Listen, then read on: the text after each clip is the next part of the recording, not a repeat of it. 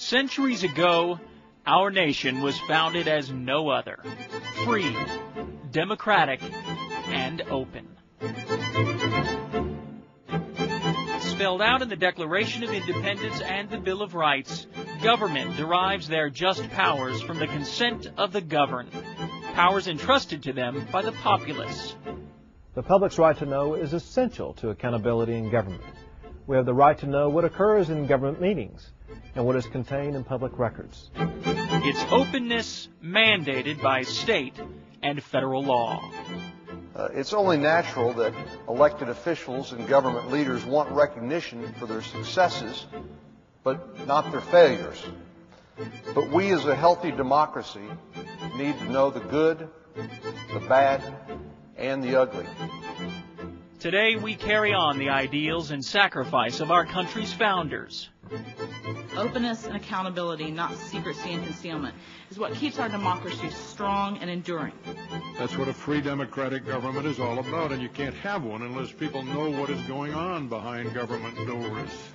The Texas Attorney General's Office presents Open Government Training, Open Records.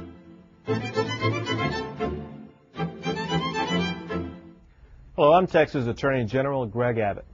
A democracy depends on fully informed citizens, and they in turn depend upon a government that is open and accessible. In a state as large as Texas, that's a big job, both for citizens and for government. The public sometimes has to wade through the bureaucracy to find the information it needs, and government representatives sometimes struggle to understand the law. We expect this video will help everyone. As Attorney General, I'm committed to protecting open government in Texas. To get that job done, we've streamlined the way we issue open records rulings, and we've added a team of prosecutors to help county and district attorneys enforce the law. Education also plays a big role by making sure that everyone understands the importance of open government. By watching this video, you're helping us help you keep government open for everyone, and that's a job we all share. Thanks in advance for your attention.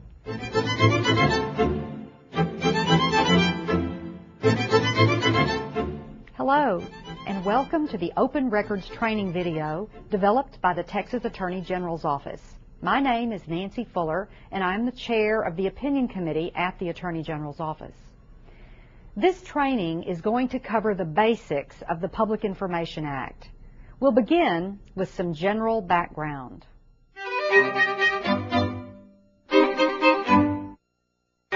Information is presumed open. Under the Public Information Act, all information of a governmental body is presumed to be open to the public, unless there is a specific exception to disclosure. It's important to start with the presumption of openness, and if you want to withhold information from a requester, it is imperative that you show how the information is confidential or accepted from disclosure. It doesn't work the other way around. It's not that the information is closed and the public needs to demonstrate that it's open. You begin with the presumption that the information is open and that you need to show that it's closed if you want to withhold it from the public. What is public information? Public information under the Public Information Act applies to information that is collected, assembled, or maintained under a law or ordinance, or in connection with the transaction of official business by a governmental body that is subject to the Public Information Act.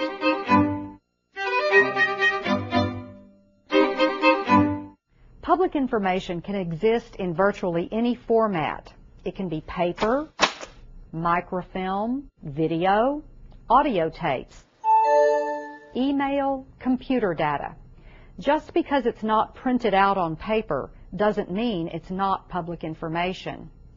If it's created by your governmental body, if you've obtained it from an outside source and now you have it at your agency, it is public information that is subject to the Public Information Act, and it can be requested through an open records request from the public. Go ahead. I sometimes work out of my house. Are emails and documents on my home computer public information subject to the Public Information Act? That's a question we get asked quite frequently, and the answer is potentially yes. Information is generally considered public information when it relates to official business of a governmental body, or if it's maintained by a public official or employee in the performance of official duties, even though it may only be in the possession of one person.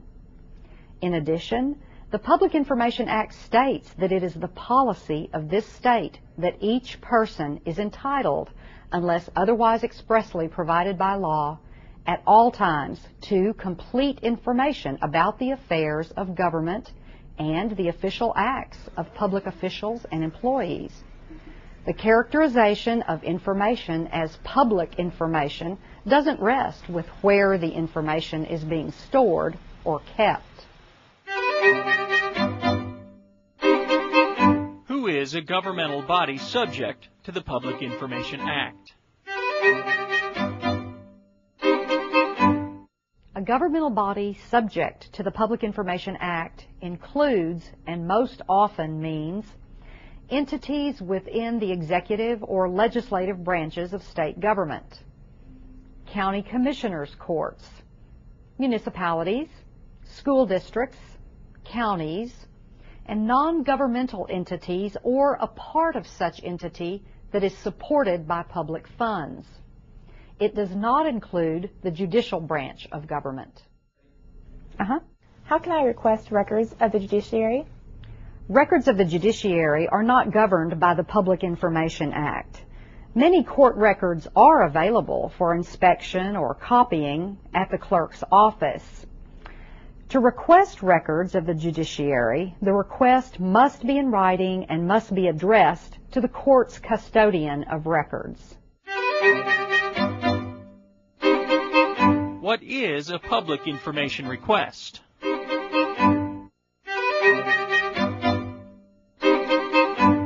Under the Public Information Act, there are really only two requirements for something to qualify as a public information request. First of all, it has to be in writing. A request that's made verbally, either over the telephone or in person, doesn't trigger the Public Information Act. The second requirement is that it asks for information or records already in existence. To help illustrate this point, let's take a look at a scenario similar to something you may encounter. May I help you? Yeah, I think so. I'm actually looking for a few things. Oh, what you need? Well, first I'd like to get a copy of the arrest warrant for the guy that police picked up yesterday for the homicide. And then I'd like to get a copy of the autopsy report for the victim from last week. Okay. I need your request in writing. That way I know exactly what you're looking for, and it clearly activates the protections of the Public Information Act. Actually, I have that right here. I was also wondering if I could get the minutes from last week's City Council meeting and a copy of the certified agenda from the executive. You know what we want. Oh, excuse me, sir. Just a moment. Let me take care of this real quick.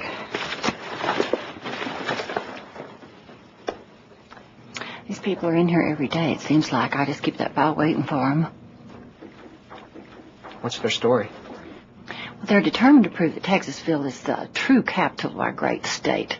They think the answer's in the original city charter. But they've been over it so many times, I don't know what they possibly hope to find at this point.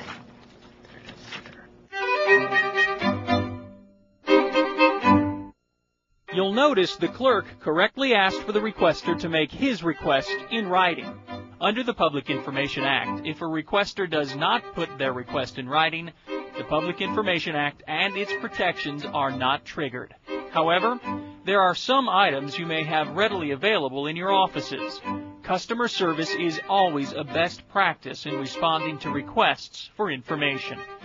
There are some instances where you can choose to provide the information or requested items within a few minutes or hours.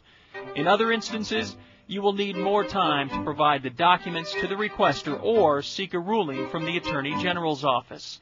You'll learn more about that process in a few moments.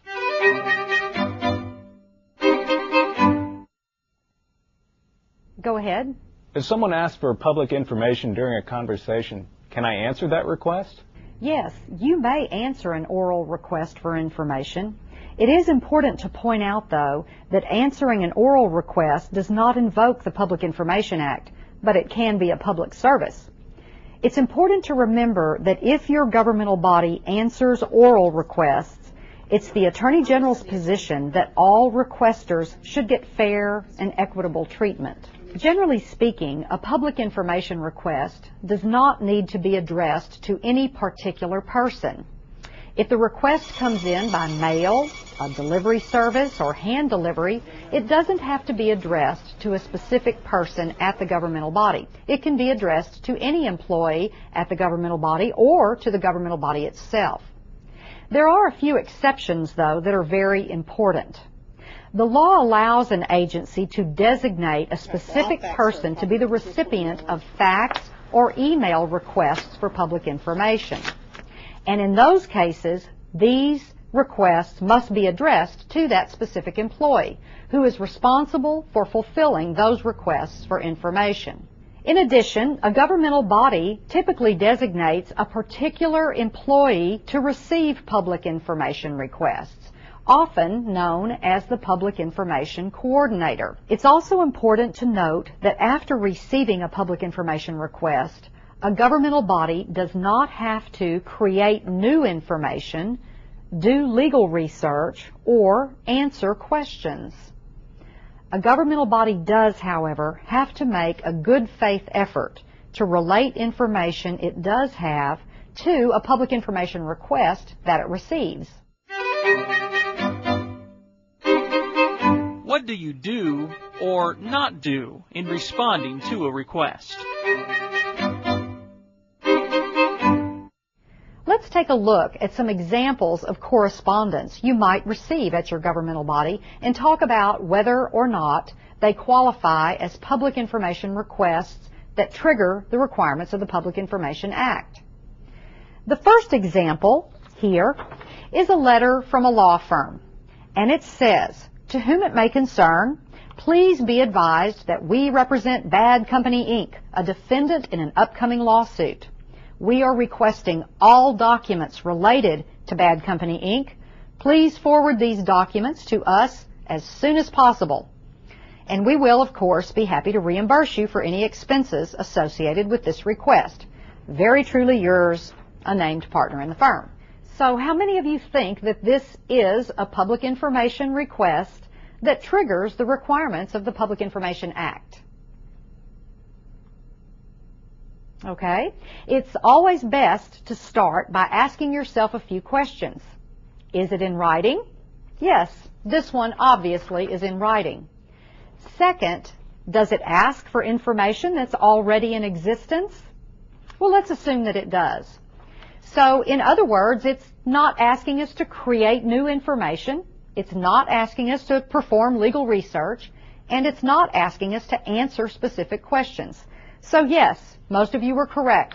This is a valid public information request. Well, let's move on to a second example. Here we have a handwritten letter, and it says, "I want all records involved in report number 225436, and it's signed Bob Scrawl. Now, how many of you think that this is a public information request that triggers the Public Information Act? I see a few of you aren't so sure this time. But again, let's ask ourselves the two important questions. Is it in writing? And does it ask for information that's already in existence? And the answer to both of those questions is yes. So it is a valid public information request. A public information request doesn't need to be typed up. It doesn't need to be on somebody's letterhead. It doesn't need any specific or magic words like, "This is a request under the Public Information Act." It doesn't need to cite to any particular laws. If it is in writing and it asks for information that is in existence or may be in existence, then it is a public information request, and it triggers the Public Information Act. Let's go on to our third example. It says, "To whom it may concern, please send me all documents you have regarding your receptionist, Joan Crawford." Man, is she a doll. Sincerely, Mel Gibson. So how many of you think this is a public information request that triggers the Public Information Act? Okay, I see some of you with doubts, but again, it's in writing and it asks for information already in existence. It's really not your role to worry about what's being asked for. So don't be concerned whether it seems odd or strange, because what you need to focus on is whether this is a public information request, and then, if it is, how do you need to respond accordingly? So those of you who raised your hands, you were correct. Yes, this is a legitimate open records request. But let's say that Mel Gibson had gotten it wrong, just a little bit wrong, and he had asked for information regarding your receptionist Joan Crawford, but actually your receptionist's name is Jane Crawford. Again, you have an obligation to make a good faith effort to relate a request for information to information that you do have. Don't be hyper-technical about how you interpret requests for information. So if you know you have a receptionist named Jane Crawford and that Mel Gibson probably just mistyped his request or got her name wrong, then go ahead and relate that request to information that you do in fact have about Jane Crawford.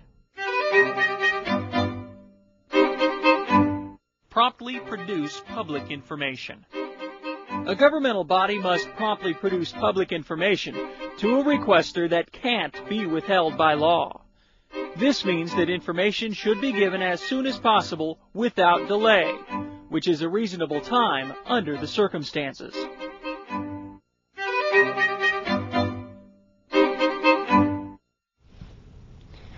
I work for a governmental body that is very small and is only open for a business one day a week.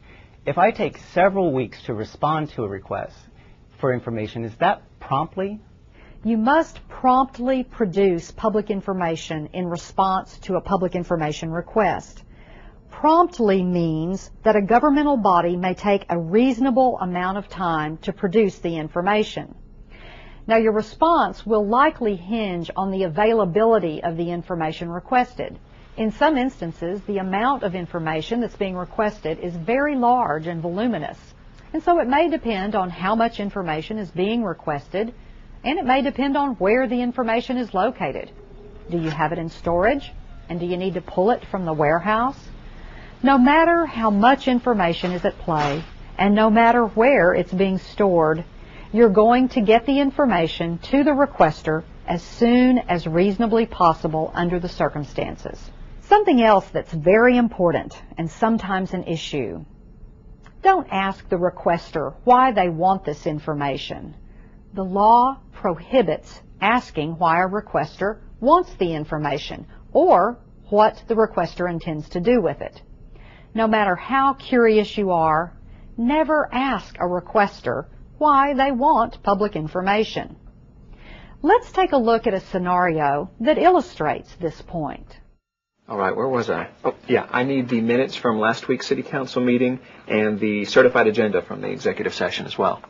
What do you need with this stuff? Well, I don't think you can legally ask me that. That's right. It's no concern of the government's what you want that information for. Sorry. You're absolutely right. Okay, I can get you the autopsy report. That'll just take a second to find. And I can get you the probable cause affidavit for the arrest. But I can't give you the certified agenda. Why not? Well, as I understand it, certified agendas are confidential under the Open Meetings Act. I would have to check with the AG's office for a ruling on that before I could release those documents. Well, if you're sure, why do you need to ask? Under the law, anytime I want to withhold information, I have to get an AG's ruling. How long does that take? Generally speaking, the Attorney General is supposed to respond within 45 business days. Okay, let's do that. Okay. I'll send you a copy of the letter we send to the AG's office asking for the ruling. Oh, how will I know when the AG has made a decision? They will send you a copy of their decision. If I'm entitled to the documents, will the AG's office send them to me? No, only the governmental body in question can send out the documents. You'll notice the requester correctly pointed out to the clerk that she cannot ask why he wanted the information. No matter how bad you want to know why the request was made, it is against the law to ask a requester. Additionally, you are not liable for what the requester does with the information once it is released. You can, however, ask a requester to clarify what they're asking for if you don't understand the request. Or you can ask them to narrow their request if the amount of information might be voluminous. So if you're not sure what a requester is asking for, or if you just have a lot of information and you think the requester may just not understand that you have such a large amount of information, feel free to contact the requester. We've found that the easiest way to do this is to simply pick up the phone and contact the requester to talk about these issues. Most requesters are very willing to speak with you and discuss their requests because they understand that the easiest way to get a good response to their request and to get it efficiently is to make sure that you understand what their request is. Can a governmental body and a requester come to an agreement to release more or less than what was originally requested? Yes, a governmental body and a requester can agree that what is to be released pursuant to a request is more or less than what was originally requested.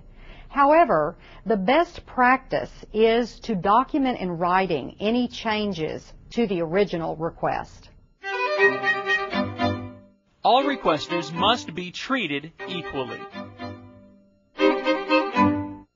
Keep in mind that it is really vital to treat all requesters equally.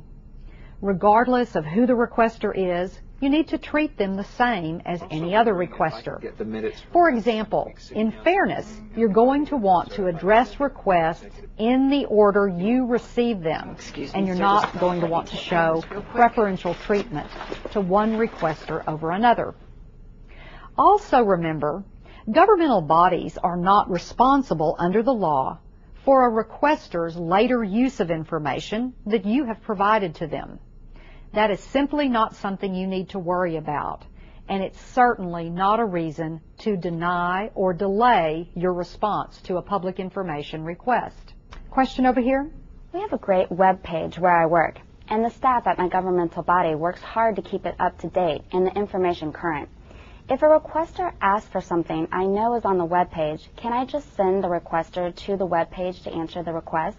Under the Act, a governmental body must either provide the information for inspection or duplication in its offices, or send copies of the information by first-class United States mail. The Attorney General has determined that a public information officer does not fulfill his or her duty under the law by simply referring a requester to a governmental body's website for requested public information.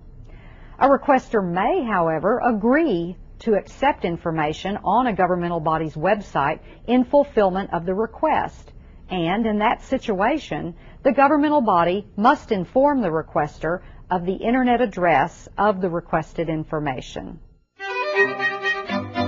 Can I charge for my time and documents? The answer to that question is yes.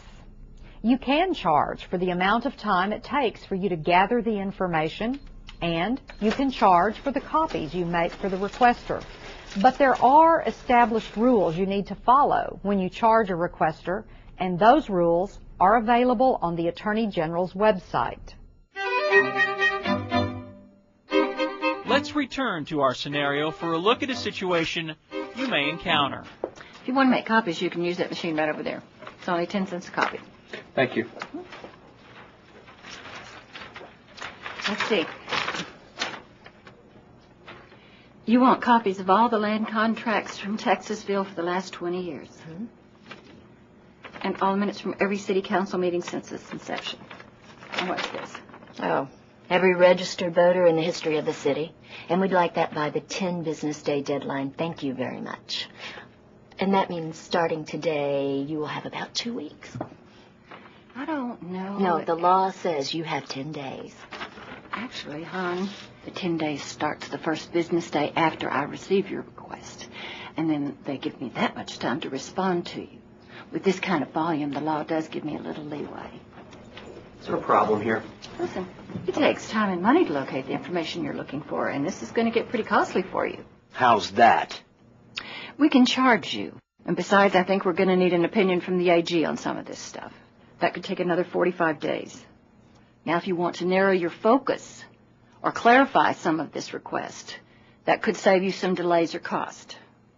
But if you don't want to do that, I will certify in writing within the 10 business days exactly when you can receive the information.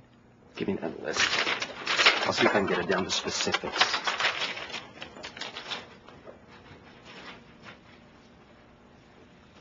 You handled that really well. Well, I'm happy to give them whatever they want, but I do have to follow the law. I've got everything I need. Thanks. Okay, you have a nice day. Did you have a question? Can a requester bring their own copying equipment to avoid charges? In Texas Attorney General Opinion JM 757 from 1987, this office determined that members of the public have some degree of authority to copy public records themselves. However, this opinion also determined that a governmental body may refuse to allow members of the public to use their own equipment under some circumstances. These include, for example, when it's unreasonably disruptive of working conditions, when the records contain confidential information, when it would cause safety hazards, or when it would interfere with other persons' rights to inspect and copy records. The reasonableness and safety of each request should be assessed independently. It is important to remember that in assessing charges, the governmental body is required to follow the guidelines established by the Texas Attorney General's office. If you ever have any questions about those fees, you can find that information on the Attorney General's website at www.oag.state.tx.us. Or you can call the Open Government Hotline, toll-free at 1-877-OPEN-TEX. Promptly providing information to the requester. In most cases, you will be providing the information to the requester. This can be done in several different ways. A governmental body can send a letter detailing charges that need to be paid to receive the public information. Also, a governmental body can simply release the information, or send a letter regarding additional time needed to compile information that's being released.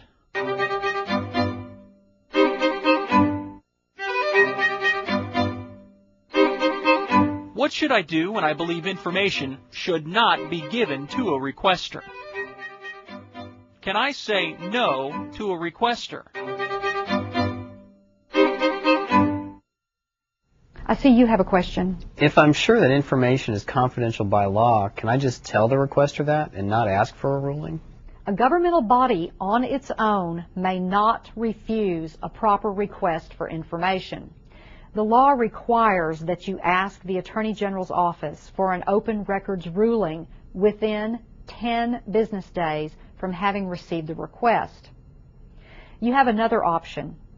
You can speak to the requester about the information you feel should be withheld and ask them if they're interested in receiving that particular information or that information with a few changes. You may be able to get an agreement from the requester to narrow the request to exclude the information that you wish to withhold, and in that case, you would not need to seek a ruling from the Attorney General's Open Records Division. But if you can't reach that agreement with the requester, and the requester is just adamant that they need that information, and if you have a good faith belief that the information is either confidential or accepted from disclosure under the Public Information Act, then you need to request a ruling from the Open Records Division that would allow you to withhold that information. And you need to do that within 10 business days. How do you count 10 business days? Let's take a look at a calendar. You'll notice that the request for information was received on a Tuesday. You'll also notice that you do not start counting on Tuesday. You start counting on the next business day. That is day 1. Any day of the week that you are open for business is a business day, and you count that day toward your 10 business days. When you get to the weekend, the weekends are not business days.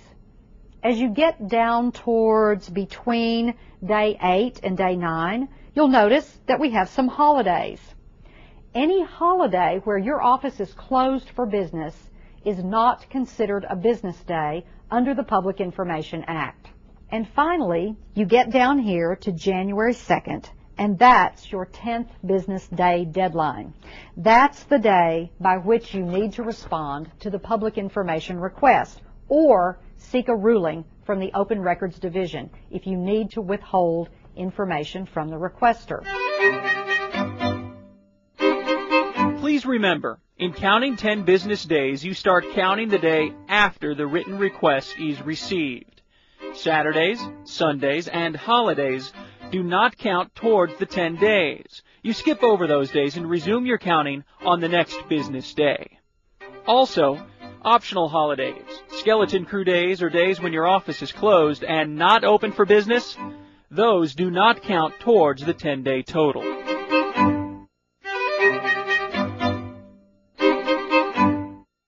How do I request a ruling from the Texas Attorney General's office?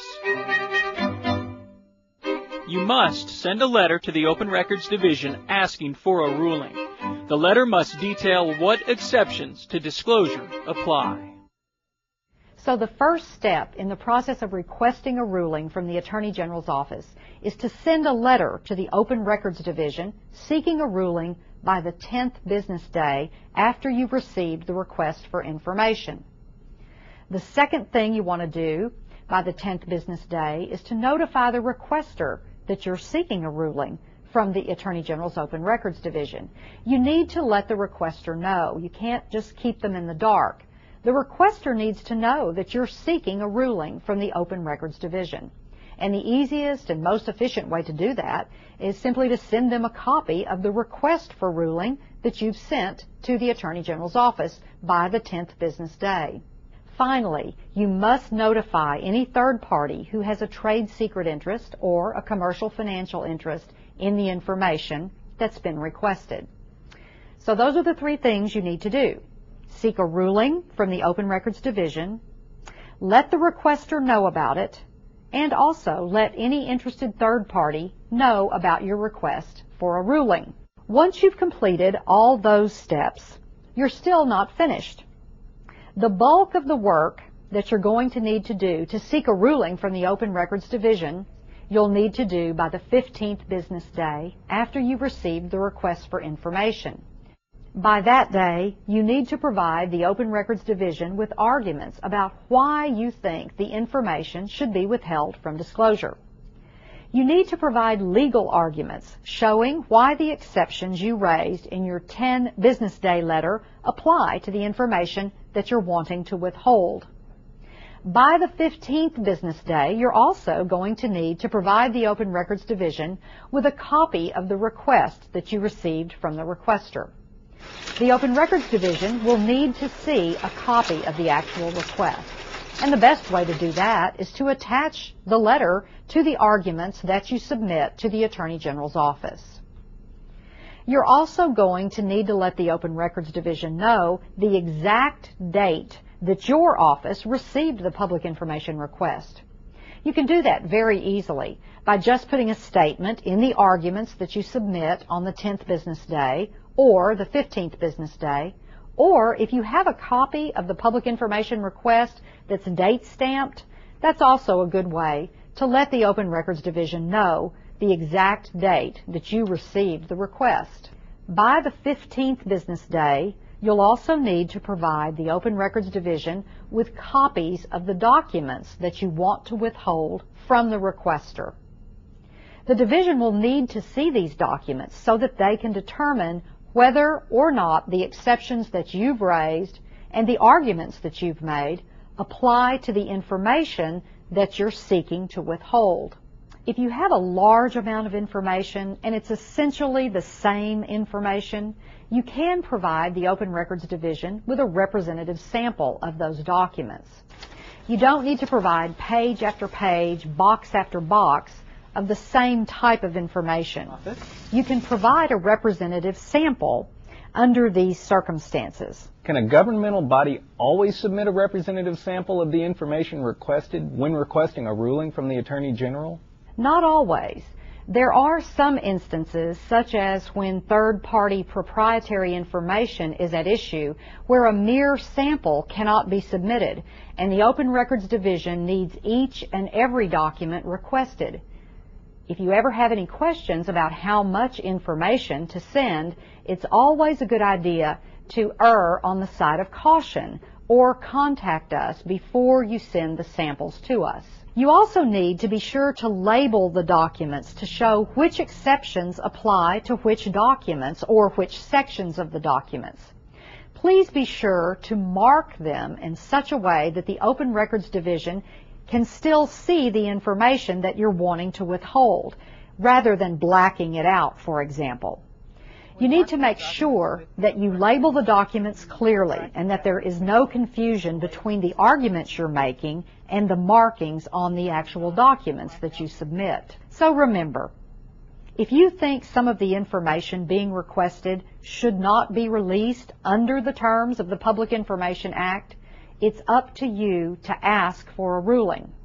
By the 10th business day, you must ask, in writing, the Open Records Division of the Office of the Attorney General for a ruling and state the exceptions that you believe apply. You must also notify the requester that you have asked for a ruling, supplying the requester with a copy of the letter that you've submitted to the Attorney General's office. This is a very easy way to let the requester know. And finally, you must also notify third parties with proprietary interests in the information and who are concerned about this requested ruling.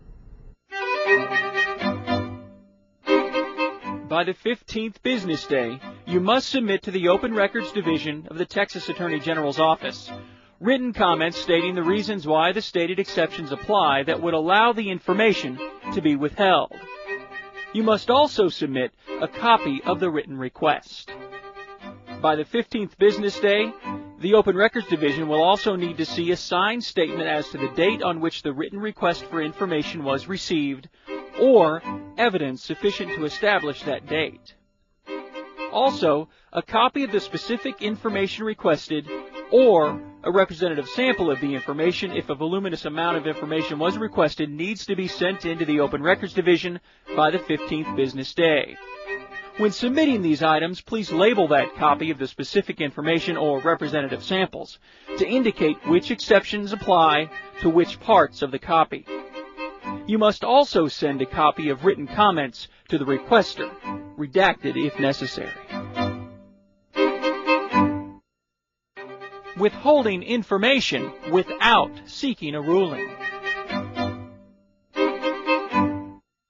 Say you disregard the 10-day rule. What happens if you don't request a ruling from the Attorney General's office and just decide to withhold the information without seeking a ruling? The information that you're wanting to withhold is going to be presumed to be open to the public, and it's going to have to be released unless it is confidential by law. Let's now take a look at a scenario that we hope will assist you in reviewing the procedures for requesting an Attorney General's ruling. Today's the day we need to put together our brief to send to the Attorney General's office. So let's put it together and go back through what we've done and what we need to do so we can get it right. Okay. Well, this is our 10th business day, and we raised our exceptions in our 10th business day letter, as well as sent them a copy of the original request with the date received on it. Did we send a copy of this written communication and a copy of the original request back to the requester? Yeah, we did. We CC'd them. So all we need to do today is put together our 15-day letter to the Attorney General's office. Correct. So we met our legal requirements for the 10-day, and so today we're going to put the 15-day together to send off to the Attorney General's office. Our first part of the 15-day is our brief. So here's our letter and our brief to the Attorney General's office explaining our exceptions. Okay. Then what we're going to have to add is we're going to have to add the original request. Didn't we already send that on the 10th business day? We did, but the law requires that we send the original request with the 15-day also. We also need to add the letter that we sent to the requester showing that we did tell them about us asking for a ruling. So essentially, we're resending our 10-day letter in our 15-day letter to the Attorney General's office. Correct. That's what we're doing. So after all that, we're still not done. We need to send a representative sample or the actual documents to the Attorney General's office. They need to be bracketed and labeled with the exception that we want to use for them to withhold that information. So what you've done is make copies of the documents you released to the requester, but bracketed the information that you want to withhold and labeled next to the brackets the exception to disclosure that you have raised. That's correct. So we're going to send this to the Attorney General's office, and then we're also going to send a copy to the requester. We actually CC'd her with our brief that explains the exceptions we are using. I notice it says without all enclosures. That's right. We're not sending her a copy of the actual documents we want to withhold. What if the brief itself reveals the information at issue? Then we can black that information out. So the requester is going to get a CC of our correspondence to the Attorney General's office, the brief, without enclosures. That is correct.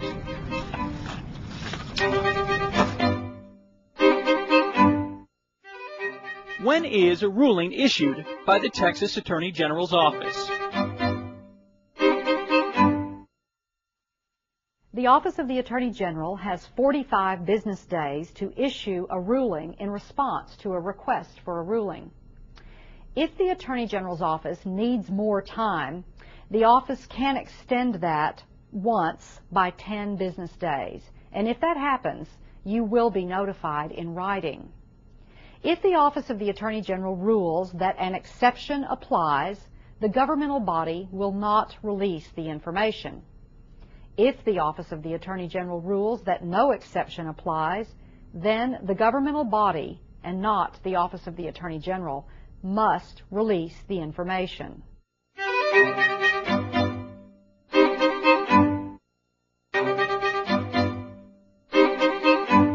Enforcement and penalties.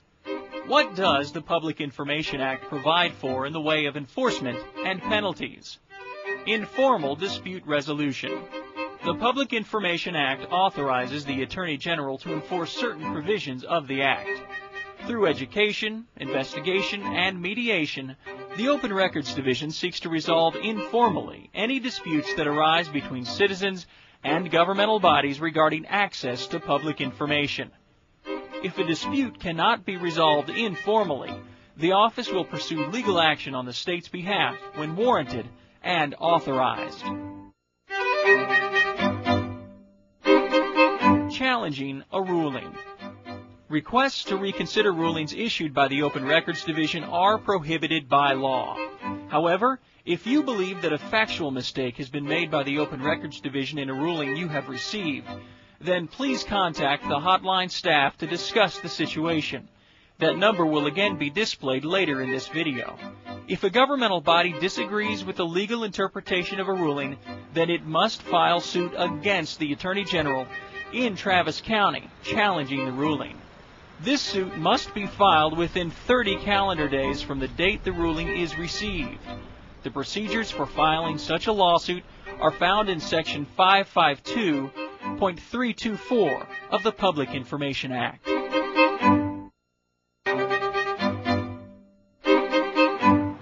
The Texas Attorney General's office is committed to keeping government open and accessible to the public.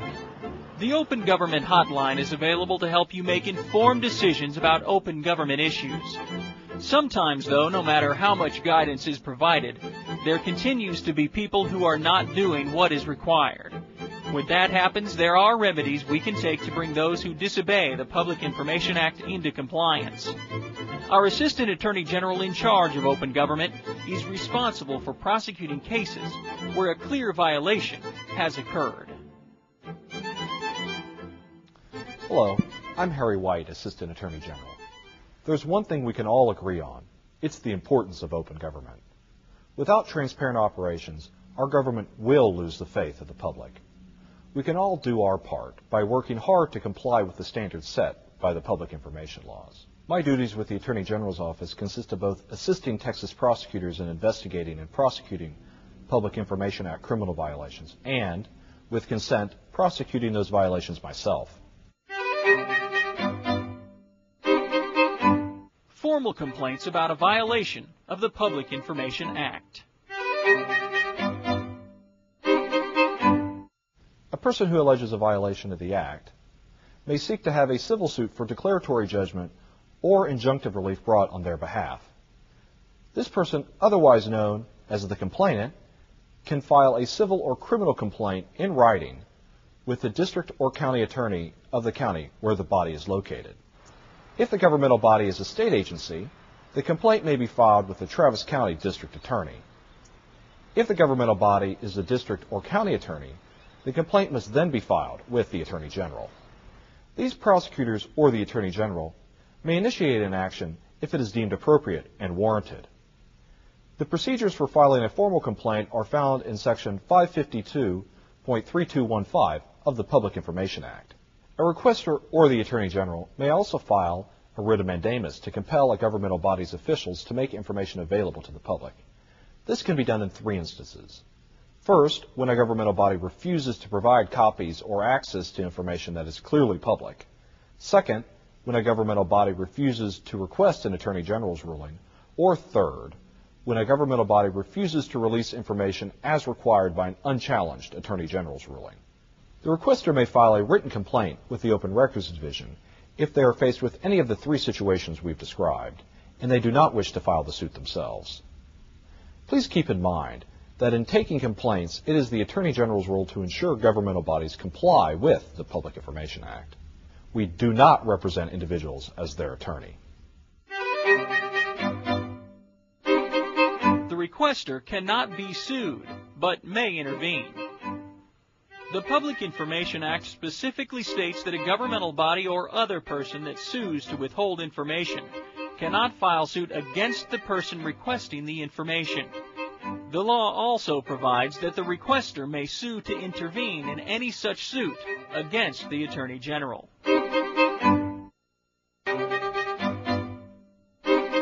Criminal penalties. Texas prosecutors have a range of statutory responsibilities under the Public Information Act and other laws governing access to public information, and can sometimes be in a difficult position when having to enforce them. The county attorney and district attorney are governmental bodies themselves and are subject to the Public Information Act. At the same time, many prosecutors' offices are the statutory attorney for the county and are responsible for advising other county officials on public information legal issues.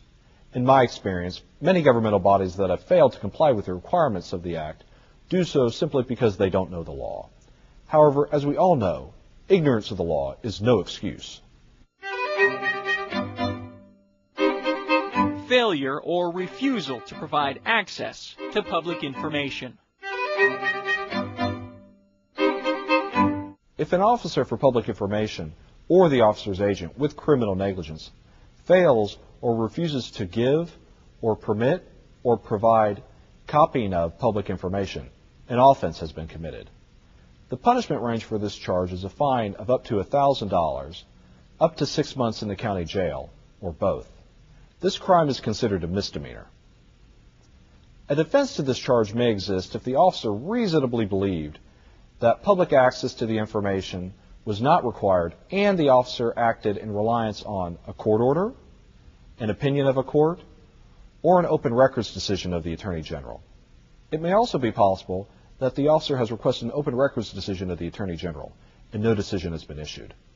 Another defense may be that the public officer filed suit in Travis County District Court seeking relief from the Attorney General's ruling, but the suit is still pending. But remember, that suit has to be filed no later than the 10th calendar day after the open records decision has been issued by the Attorney General, declaring the information public. An officer's agent has a defense if the agent reasonably relied upon the written instruction of the officer for public information. Failing to provide information under this law is official misconduct. Possible ramifications of a conviction include removal from office for elected officials.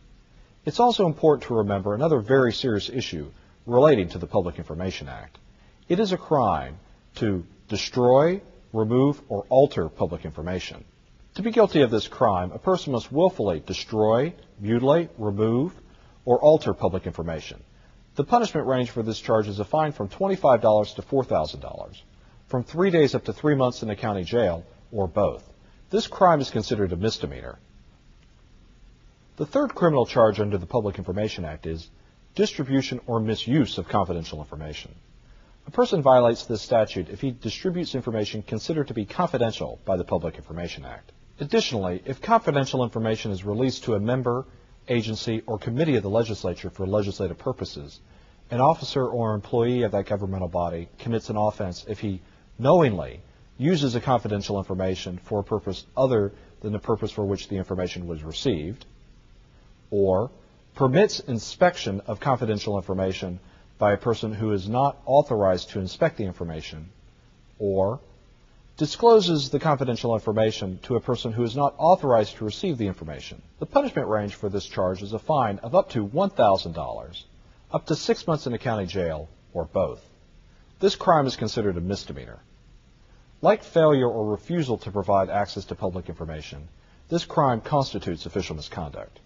Criminal sanctions serve as a reminder of how important it is to comply with not just the text of the Public Information Act, but also its spirit. The goal of every person who works for the state, a county, a city, school district, or any other governmental entity should be to foster not only the appearance of openness, but of real openness. An electorate educating the goings-on of our state's government is one of Texas's greatest assets. As public servants of the state, we should do all we can to keep the people well informed. At the Attorney General's office, we appreciate all you do to effectively create an open and fair system of government. What happens if a requester or governmental body needs help with the process? Open Government Hotline. The Texas Attorney General's office realizes there will be questions about the Public Information Act and what information is deemed public by law. Open Government Hotline. The Attorney General's Open Government Hotline provides a valuable service both to the public and to governmental entities.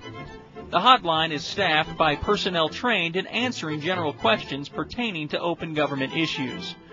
The hotline also operates to facilitate the resolution of disputes between governmental bodies and private citizens as controversies arise. They are not your personal attorney, but they can help educate you about the process. For more information about the Public Information Act or the Open Meetings Act, you can call the Open Government Hotline, toll-free at 1-877-OPEN-TEX. That's 1-877-673-6839. Or you can write the Texas Attorney General's office directly at Office of the Attorney General, Open Records Division, P.O. Box 12548, Austin, Texas 78711-2548. You can also get valuable open government information on the Attorney General's website at www.oag.state.tx.us. From the home page, go to the left navigation column and click on Open Government. Tab down to Frequently Asked Questions, where you'll find information about the Public Information Act and the Open Meetings Act. Another helpful resource can be found on the website under the heading What Requesters Should Know. There you'll find tips for successful open records requests and some of the things requesters expect after making such a request. While accessing the Texas Attorney General's website at www.oag.state.tx.us, you can also click on the Open Government Resources section and find helpful resources that include Open Records Letter Rulings, Open Records Decisions, copies of both the Public Information Handbook and the Open Meetings Act Handbook. You can also find a sample of third-party notification letters. This video obviously doesn't include everything you need to know. The rules and regulations that govern open meetings and open records are lengthy and sometimes complicated, and the task of getting to know them can be intimidating.